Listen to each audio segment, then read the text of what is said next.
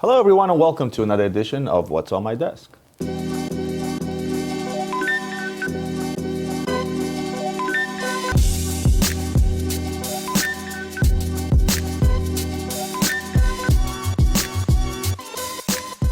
Well, right off the bat, same bad hair and same sweatshirt that you saw in the last episode is because I'm taping 2 episodes back to back to try to save on time. And I brought just a bunch of different stuff today, really no rhyme or reason. You guys saw the videos from Oman and Dubai. I brought a couple of pickups that I got there, a watch I'm really excited about, and decided to show you one of the latest Richard Milles, and that's the RM1104 Mancini Overtime. What watch am I excited about the most is the variation of a tourbillon that I showed you in the past, which was the PAM 578 Lo Scienziato, which is the scientist in Italian, well, my best pronunciation thereof. Buongiorno. This is the later version, which is a PAM 757 with a blue inner bezel and a much better looking strap, but more or less the same watch. And also a Audemars Piguet and a Mauboussin. Yes, that's right, a Mauboussin. These two were a pickup on my trip to the Middle East, video that I posted a couple of weeks ago, right? Let's start with the RM04 Mancini. I've reviewed the Mancini in the past. I think I brought the rose gold version, the 02, which was the first Mancini that they made. And what did they do? They took the same watch and they dressed it up differently. And they did a hell of a job. I apologize, this thing is so tightly wrapped in plastic, I don't feel like going through and unwrapping it. I talked about the Mancini watch, obviously made in collaboration with Roberto Mancini, who is the current coach of the Italian national football or soccer team, as we know it here in the United States. And the biggest thing about this watch was the fact that this shows your 45 minutes of a regular soccer period, as well as your 15-minute break and overtime. It has indicators for all that. If you guys didn't see me show this functionality off before, check out one of my previous videos. I'm sure Ian will link it below, where I go into depth explaining this watch, the movement, etc. But in a nutshell, I just wanted to show you Richard Mille is doing what Richard Mille does best. If it ain't broke, don't fix it. They're still on the TPT wagon. It's doing extremely well for them. And personally, from the strap to the newer 03 case, right, which they introduced a year ago, and the combination of probably one of the most beautiful blue colors out there, I think they hit it out of the park with this watch. Absolutely love this entire combination. I can also see myself putting this on a black strap, and I can also see myself putting this thing maybe even on a white strap for the summer. But I think the combination that it came in, this particular blue, if you add another black strap to this, I think this watch will be a home run. Let's talk monies. Well, before I talk monies, let's talk about the fact that Richard Mille just raised their retail prices. I'm sorry, I just started hearing really loud circus music in my head. What did you say? Coronavirus or not, downturn in market or not, Richard Mille's got balls of steel, and they did raise their retail prices. What is the retail price on this? $185,000, right? The Mancini has always been up there. They really upcharged for the complication, and rightfully so, you know, because it is a complicated watch. And what's the watch trading at today? How about $325,000? Today is April 23rd, right? We're in the midst of a corona crisis, and yet this watch still trades at $325,000. And when I tell you it trades at $325,000, I'm telling you this for a fact, because this watch is actually already sold at that price. Will I be able to get my hands on another? I don't know. We all know that merchandise from RM is scarce. But anyway, I just wanted to show you sort of this new variation, just basically the look of the watch. I think it's one of the hottest looking RMs out there today, and that's why it trades for so much.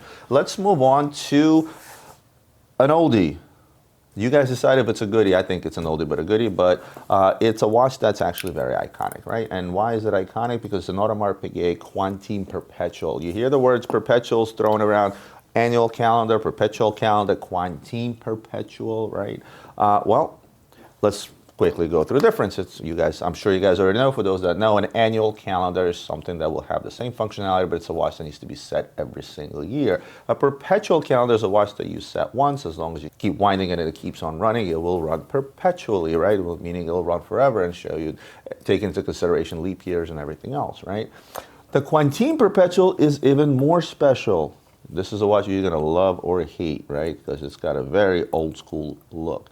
Now, When Audemars Piguet created this watch in the late 70s, this watch is B serial, right? We started B serial, so that dates it back to late 70s, early 80s. Perpetual calendars were pretty scarce, right? But upon its release in 1978, the Quantieme Perpetual represented one of the most significant horological innovations of the period, right? It was the world's thinnest self-winding perpetual calendar movement, right? They achieved the ultra slim profile, just under 4 millimeters, 3.9, by adapting caliber 2010 movement from 1967.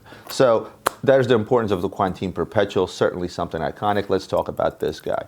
I did pick this up in the Middle East. Most likely this was a watch that was targeted towards Middle East. It has that 80s Middle Eastern vibe, but guess what? 80s are coming back, and they're coming back strong in pretty much every single thing out there today. Me and my wife recently purchased a new house, right? And my wife has been busy remodeling the house, taking her time. And as we were looking at furniture, I looked at something, I'm like, wait a minute, this stuff is so 1980. And even in the furniture business, the 80s are back. And you see some of the re-releases from some of the major brands that do mimic a lot of the 80s designs. But this watch is iconic and it's special. It's pretty rare. I can't tell you how many there were made. This is like number 4, I think. I can't imagine they made very many of these on this mesh bracelet, as well as the sapphire baguette bezel and the diamond bezel along with it. Pretty gaudy, but yet it just screams that vintage, retro / vintage look, I'd like to call this. Definitely something that's different, not for your average consumer.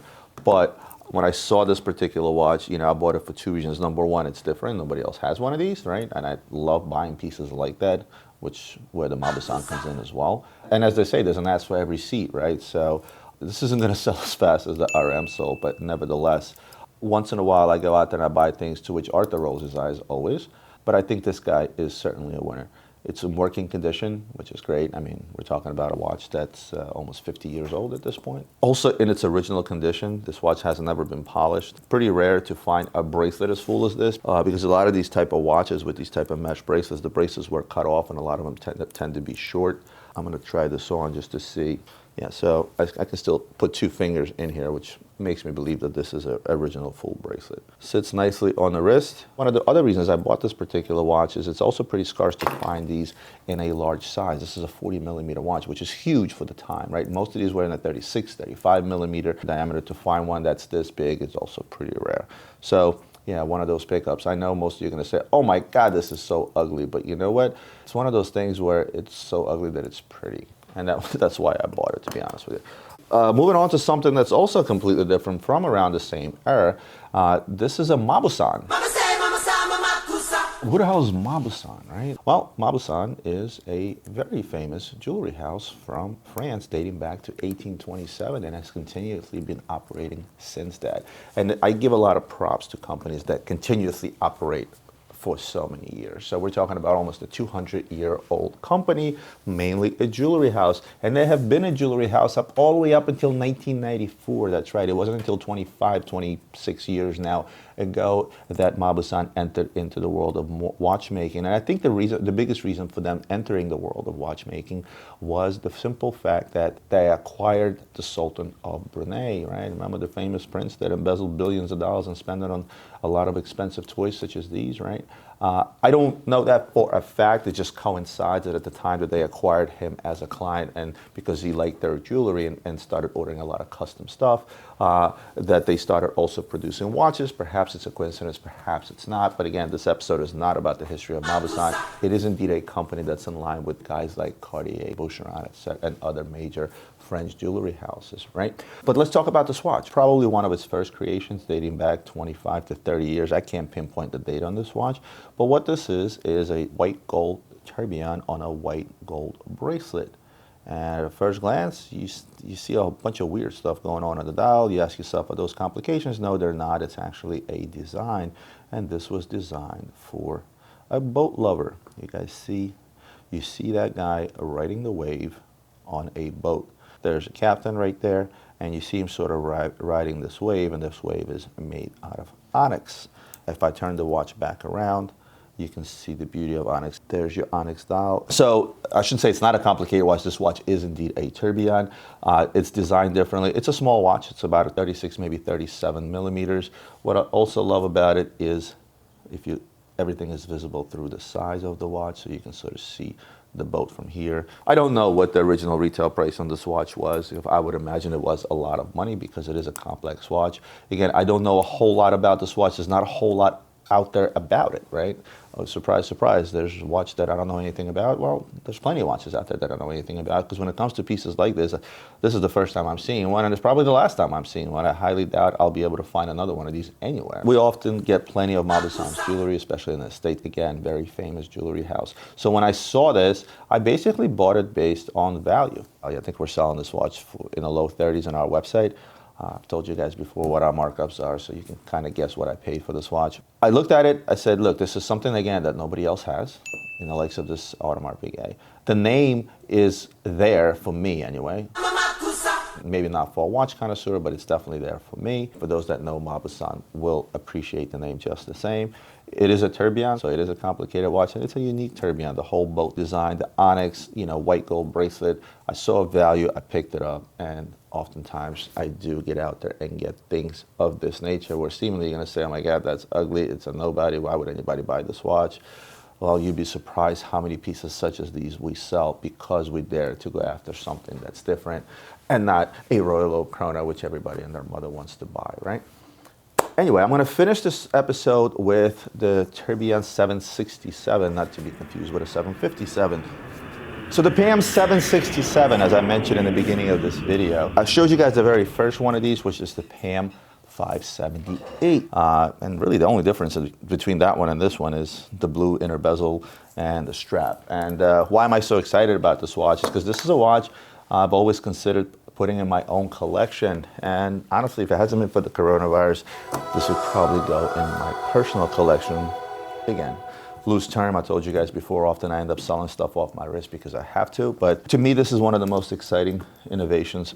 Actually, I should say the most exciting innovation from Panerai, because this is the world's latest tourbillon. And also to reiterate a little bit about the design, which I talked about in my last video, is this watch is literally layered on, right? The way that it's made is titanium is literally spliced on, spliced on layer by layer, sort of like a 3D printer type of process.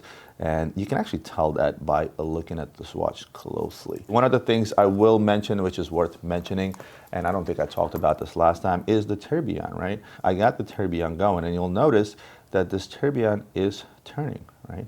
It actually makes 2 revolutions a minute, unlike most tourbillons, which do 1 revolution a minute.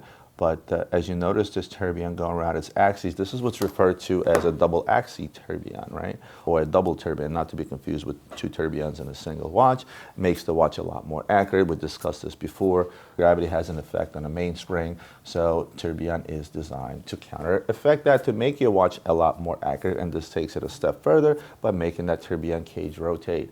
In layman's terms, think of a gravitational pull. You see that spring going back and forth? Well, if this thing is rotating, the gravitational pull doesn't pull on the same exact spot of the spring at any given time. 6-day power reserve, 3-barrel movement, and again, you can see the entire movement. You can really geek out on this movement because you can see it in its entirety, right? There it goes. Absolutely love this watch. Much like the other watch, this is a Panerai. This is a highly complicated Panerai that actually holds its value. You won't see one online for less than $100,000.